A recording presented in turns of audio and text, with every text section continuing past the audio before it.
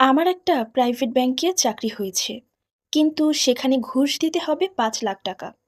সেদিন ইন্টারভিউ দিয়ে যখন বাড়িতে এসে এই কথাটা আমার স্বামীকে জানাই, তখন তার মাথায় মনে হলো যেন আকাশটাই ভেঙে পড়েছে। কারণ সে ছিল একজন সামান্য চায়ের দোকানদার। সে এতগুলো টাকা কোথায় পাবে? কিন্তু তবুও তাকে এই টাকার জন্য আমি অনেক চাপ দিতে থাকি। এরপর আমার স্বামী বাধ্য হয়ে তার বাবার রেখে যাওয়া শেষ জমিটা বিক্রি করে আমাকে সেই টাকা ম্যানেজ করে দেয়।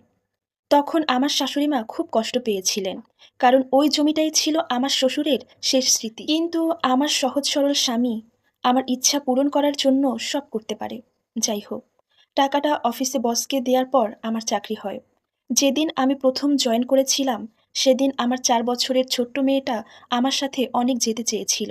কিন্তু ওকে আমি নেইনি। সেদিন আমার স্বামী আমাকে অফিস পর্যন্ত এগিয়ে দিয়েছিলেন। আর এটা আমার অফিসের বস দেখে ফেলেন। আমি যখন অফিসে প্রবেশ করি তখন বস আমাকে নিজের ডেস্কে ডেকে নিয়ে জিজ্ঞেস করলেন, তোমার সাথে আসা লোকটি কে ছিল? আমি বললাম, বস, উনি আমার হাজবেন্ড। তখন বস বললেন, তোমার হাজবেন্ডকে দেখে মনে হয় অশিক্ষিত গরিব একজন মানুষ। তোমার সাথে ওকে মানায় না। তুমি দেখতে যেমন সুন্দরী তেমন শিক্ষিত, এখন আবার একটা ভালো ব্যাংকে চাকরি করো।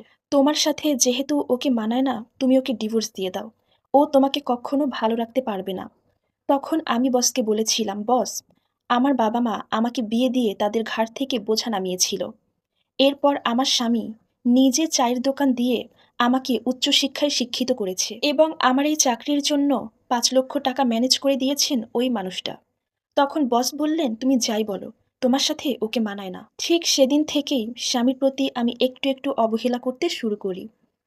এর এক পর্যায়ে আমি আমার স্বামী এবং শাশুড়িকে বলে দেই, এই বাসার কোনো কাজ কিংবা রান্নাবান্না করতে আমি আর পারবো না। কারণ সারাদিন অফিসে কাজ শেষ করে বাসায় এসে রান্না করার ইচ্ছা কিংবা শক্তি কোনোটাই আমার থাকতো না। তার উপরে বস প্রতিনিয়ত আমার কান ভাঙাতো। আসলে আমার শাশুড়ি অসুস্থ ছিলেন, তাই তখন থেকে আমার স্বামী রান্নাবান্না করত। এভাবে দেখতে দেখতে মাস শেষে যেদিন আমি স্যালারি পাই, ঠিক সেদিনই আমার ভাইয়া এবং ভাবি অফিসে এসে হাজির এবং তাদের অনেক দুঃখের কথা আমাকে বলে। আমি সেদিন তাদেরকে টাকা দিয়েছিলাম এবং নিজের জন্য কিছু শাড়ি কিনেছিলাম। কিন্তু আমার স্বামী, শাশুড়ি আর ছোট্ট মেয়েটার জন্য কিছুই কিনিনি। সেদিন অনেক রাতে রেস্টুরেন্টে খেয়ে বাসায় আসি। প্রতিদিন আমার শাশুড়ি এবং স্বামী আমার জন্য অপেক্ষা করত। রাতে আমরা একসাথে খেতাম।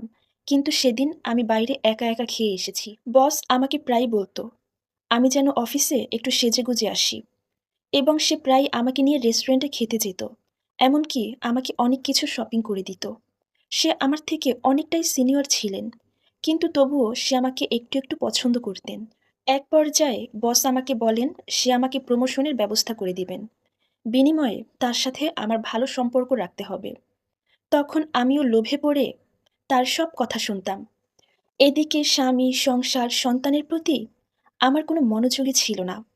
আমার এক এবং একমাত্র ধ্যান জ্ঞান ছিল টাকা। যাই হোক, একদিন বস আমাকে বলেন, তুমি এত দূর থেকে অফিসে আসো, এত কষ্ট করো, এর থেকে ভালো তুমি অফিসের পাশেই একটা বাসা নাও, সেখানে ভাড়ায় থাকো।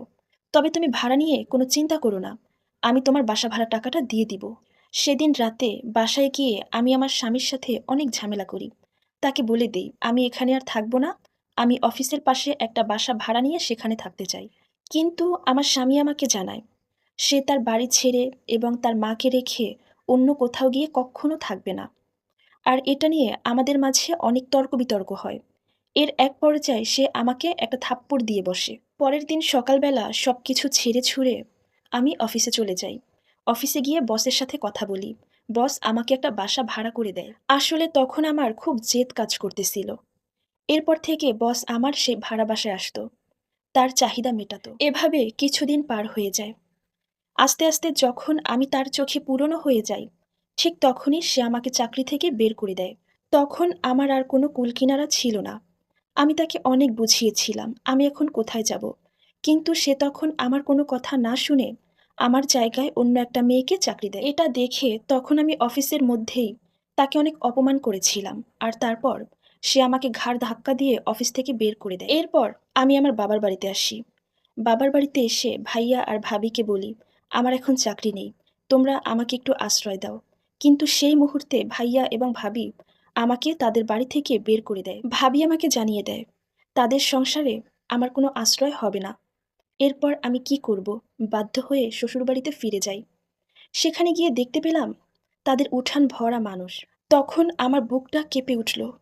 আমি দৌড়ে গিয়ে দেখি আমার ৪ বছরের ছোট্ট মেয়েটার মৃতদেহ ঘিরে সবাই দাঁড়িয়ে আছে। আর এটা দেখে আমার পায়ের নিচ থেকে মাটি সরে যায়। আমি বসে পড়ি এবং হাউমাউ করে কান্না করি। আসলে আমার মেয়েটা আমাকে ছাড়া থাকতে পারত না। ওর সবকিছুতে আমার প্রয়োজন ছিল। আমি যখন শ্বশুরবাড়িতে ছিলাম, চাকরি পাওয়ার পরে মেয়েটাকে সময় দিতে পারতাম না। অনেক রাতই আমার মেয়েটা না খেয়ে ঘুমিয়ে যেত। আর যখন একেবারের জন্যই এখান থেকে চলে গিয়েছিলাম, তখন কষ্টে কষ্টে আজ মেয়েটার এই পরিণতি। আর এর জন্য একমাত্র আমি দায়ী। যাই হোক, তখন আমার স্বামী এবং শাশুড়ি আমাকে অনেক অপমান করে তাদের বাড়ি থেকে বের করে দেয়। শেষবারের জন্য আমি আমার মেয়েটাকে একবার স্পর্শও করতে পারিনি। এরপর আমার আশ্রয় হয় রাস্তায়। কিছুদিন ভিক্ষা করেছিলাম। লোকে আমাকে ভিক্ষাও দেয় না, সুস্থ স্বাভাবিক মানুষ বলে। এখন আমি লোকের বাসায় বাসায় কাজ করি আর এভাবেই জীবনযাপন করি। আসলে লোভ মানুষকে সাময়িক লাভ দিলেও শেষ পর্যন্ত সবকিছু হারানোর কারণ হয়ে দাঁড়ায়।